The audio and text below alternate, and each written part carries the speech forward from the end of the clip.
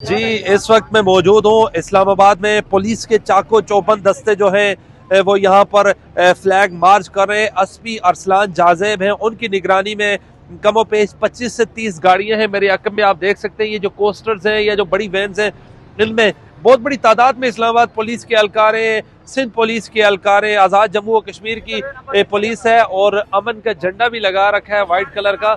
ये आप देख सकते हैं ये जो बड़ी बड़ी कूच से कल अली अमीन गंडापुर का जो मुमकिना तौर पर काफिला है वो इस्लामाबाद में इंटर होगा। उनके साथ कमोपेश हजारों की तादाद में कारकुनान हैं और आज जो है यहाँ रावलपिंडी से कमोपेश इस्लामाबाद से 70 से ज्यादा लोगों को अरेस्ट किया है इस्लामाबाद पुलिस ने और बड़ा सख्त क्रैकडाउन है। हमारी जब पुलिस के आला ओहदेदारान से या अफसरान से बातचीत हुई, उन्होंने कहा कि हम किसी को यहाँ पर इंटर नहीं होने देंगे और किसी किस्म की अनलॉफुल एक्टिविटी नहीं होने देंगे। अब ये गाड़ी है, इसमें कमोपेश 60 से 70 पुलिस एहलकार मौजूद है।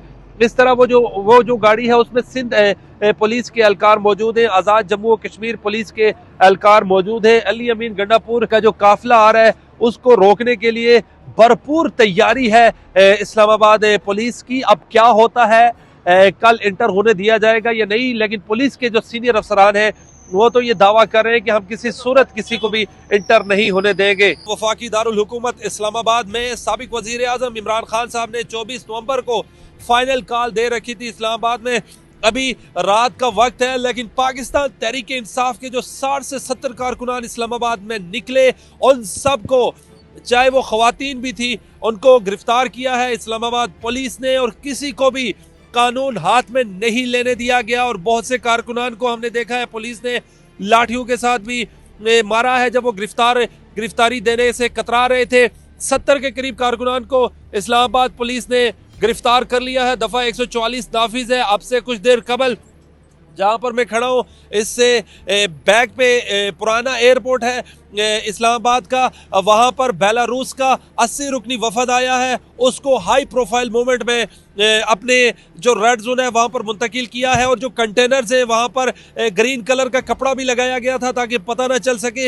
इस्लामाबाद में इस वक्त हालात नॉर्मल हैं, किसी जगह कोई प्रोटेस्टर नहीं निकला। जो 60 से 70 लोग फैजाबाद के करीब आए थे उनको गिरफ्तार कर लिया है। 26 नंबर कटी पहाड़ी है, वहां पर भी रेंजर्स को तैनात किया है। फैजाबाद के में भी रेंजर्स के दस्ते पैदर पे यहाँ पर मार्च कर रहे हैं। इस्लामाबाद पुलिस ने इस बारी बड़ी तगड़ी स्ट्रेटेजी बनाई है। 15 से 20 गाड़ियां हैं, उसमें बड़ी कोचेस भी हैं और उसमें 400 से 500 पुलिस एहलकार है। एक एसपी के साथ मेरे साथ मौजूद है सीनियर सहाफ़ी उस्मान भट्ट साहब, सुबह से फील्ड में मौजूद है। भट्ट साहब बहुत बहुत शुक्रिया। भट्ट साहब ये बताइएगा, इस्लामाबाद की क़यादत नहीं निकल सकी, पिंडी की क़यादत नहीं निकल सकी, कारकुनान ही गिरफ्तार हुए, आपके पास क्या इतलात है सर? जी बिल्कुल ऐसे ही अभी तक की जो सिचुएशन चल रही है उसमें आप देखें कि जो मुकामी क़यादत है इस्लामाबाद की, रावलपिंडी की, समाविया ताहिर की जानिब से ऐलान किया गया था। अली बुखारी हो गए, शेर अफजल मरवत, उनके ऊपर काफ़ी ज़्यादा फोकस था कारकुनान का और बिलखुसूस उनके इलाके से हट के रावलपिंडी और इस्लामाबाद में जो उनकी फ़ैन फॉलोइंग है वो सिर्फ ये कह रहे थे कि शेर अफजल मरवत आएँ तो हम निकलने को तैयार हैं। मजमूई तौर के ऊपर मैं आपको बताते चलूँ कि सिर्फ जो फैज़ाबाद का मकाम है वहाँ से 70 अफराद हिरासत में लिए गए हैं। सिर्फ यहाँ से 26 नंबर पे भी गिरफ्तारियाँ हुई हैं। अभी भी अब से कुछ देर कबल जो है वो खन्ना पुल के मकाम के ऊपर जो मुजाहिरीन है उनकी जानिब से पथराव किया गया है और पुलिस एहलकार के ज़ख्मी होने की इत्तला है। SSP ऑपरेशन गुलेल से पत्थर आया, if I am not wrong. हाँ जी बिल्कुल कुछ ऐसा ही है कि बंटे उन्होंने मारे हैं और पथराव भी किया है, पत्थर भी मारे हैं। और उसके बाद जो SSP ऑपरेशन अरसलान शाह है वो मौके पे रवाना हुए भारी नफरी के साथ। जैसा कि आपने कहा कि इस बार पॉलिसी जो है वो इनको टैकल करने की काफ़ी डिफरेंट है। आपको बताता चलूँ कि जो कटी पहाड़ी का मकाम है जहाँ पे थाना टेक्सला की हदूद ख़त्म होती है और थाना संजानी स्टार्ट होता है, वहाँ पे कटी पहाड़ी लास्ट टाइम जो आपने प्रोटेस्ट देखा था वहाँ पे काफ़ी ज़्यादा मज़ामत का सामना करना पड़ा था, लेकिन उसके बावजूद कारकुनान जो है वो इस्लामाबाद एंटर होने में कामयाब हुए थे। इस दफ़ा इन्होंने कंटेनर्स की जो तादाद है उसको भी डबल किया है और फिर उनके अंदर उन्होंने सीमेंट, बजरी, रेत। अली अमीन गंडापुर वज़ीर आला KP के हज़ारों की तादाद में लोगों को लेकर आ रहे हैं, क्या उनकी गिरफ्तारी हो सकती है? अभी अब से कुछ देर कबल इस्लामाबाद पुलिस के सीनियर अफसर से आपकी मुलाकात हुई, उनका क्या कहना था? देखिए उनका यही कहना है कि वज़ीर दाखिला मोहसिन नकवी की जानिब से हिदायत हैं कि जो भी प्रोटेस्ट करेगा, सेक्शन 144 की वायलेशन करेगा, उसको आपने अरेस्ट करना है। फिर एज़ पर पॉलिसी आपको पता है कि कोई भी सरकारी मुलाजिम है वो उस जो कंप्लाइंस है वो सरकारी मुलाजमीन की गिरफ्तार हुए हैं। मैं पुलिस की बात कर रहा हूँ कि जो पुलिस है उसको कोई भी गवर्नमेंट हो, चाहे पीटीआई की हो, नून लीग की हो, पीपल्स पार्टी की हो, जब वो ऑर्डर देंगे तो उनकी मैक्सिमम ये कोशिश होती है कि उसका कंप्लाइंस कराया जाए। ये जो गंडापुर साहब हैं यही रास्ता इस्तेमाल करेंगे जहां से वो पहले आए थे। तो क्या हालात है वहां पर? रेंजर्स तो खड़ी है, वो जो टैक्सला की हदूद है, पंजाब का इलाका है, वहां पर क्या इतलात है? कितने हजार या कितने सौ की तादाद में रेंजर्स के एहलकार तैनात हैं?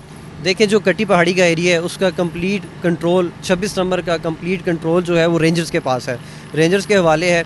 और आपको एक दफ़ा मैं फिर बताता चलूँ कि जो कंटेनर्स रखे गए हैं वो इस दफ़ा पॉलिसी इन्होंने चेंज की है कि उनको 3 लेयर्स और 3 स्टोरीज़ में रखने के बाद उनको आपस में वेल्ड भी किया गया है। लास्ट टाइम आपने देखा था कि क्रेन की मदद से कंटेनर्स उन्होंने हटाए, लेकिन इस बार ऐसा मुमकिन नहीं हो क्योंकि क्रेन जो है वो एक वक्त में एक कंटेनर ही मूव कर सकती है। तो इस दफ़ा जहाँ पे लास्ट टाइम आपको कह लें कि 10 से 12 घंटे लगे थे, इस दफ़ा आपको डबल टाइम यानी कि 24 घंटे भी दरकार हो सकते हैं। अब देखना ये है कि अली मीन गंडापुर जो उन्होंने पाकिस्तान तहरीक इंसाफ की जो कॉल है, फाइनल कॉल जिसको उन्होंने नाम दिया है, उस पर कितने साबित कदम रहते हैं कि दोबारा से वो चाय पीने तो नहीं चले जाते। शेर अफजल मरवत साहब के साथ बड़े लोग निकलते हैं, अगर वो आ जाते हैं, चाहे वो केपीके से आते हैं या पंजाब से निकलते हैं या इस्लामाबाद से आते हैं, तो आप समझते हैं मोमेंटम बना सकते हैं वो? देखिए, शेर अफजल मरवत जो हैं उनके जो फ़ैन फॉलोइंग है वो रावलपिंडी इस्लामाबाद भरा पड़ा हुआ है।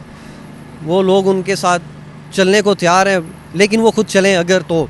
अभी देखना ये है कि पार्टी के अंदर भी कुछ अफवाहें गर्दिश कर रही थी कि शायद आपस में भी कुछ इख्लाफात हैं।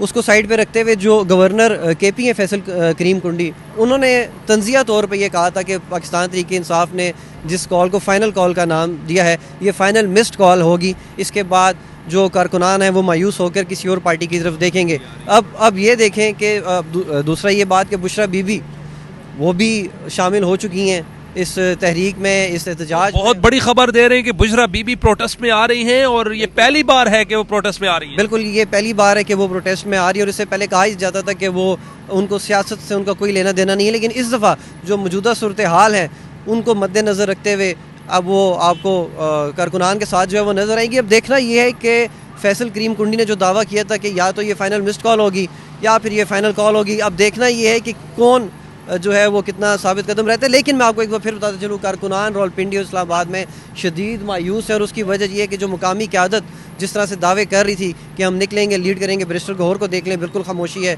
और मैं अगर किसी का नाम लूँ और किसी का नाम लेना भूल जाऊँ तो ये भी मेरे ख्याल से नाइंसाफ़ी है। लेकिन ओवरऑल जो सिचुएशन थी वो ये थी कि स्टार्टिंग में हमने देखा कि कारकुनान निकले हैं, लेकिन जब पुलिस आई, ज़ाहिर बात है पुलिस ने पहले से आपको बताया हुआ था कि हम अरेस्ट करेंगे, सेक्शन 144 है। और जब वज़ीर दाखिला आपको कह दे आईजी इस्लामाबाद को कि कारकुनान आएँ लेकिन वापस ना जाने पाएँ, तो फिर आपको पता है कि फिर पुलिस किस तरह से जो है वो हैंडल करती है। बहुत शुक्रिया उस्मान भट्ट साहब ने हमारे साथ बातचीत की। वक्त किया। बिलाल अब्बासी को दीजिए इजाज़त। अल्लाह ने के बाद।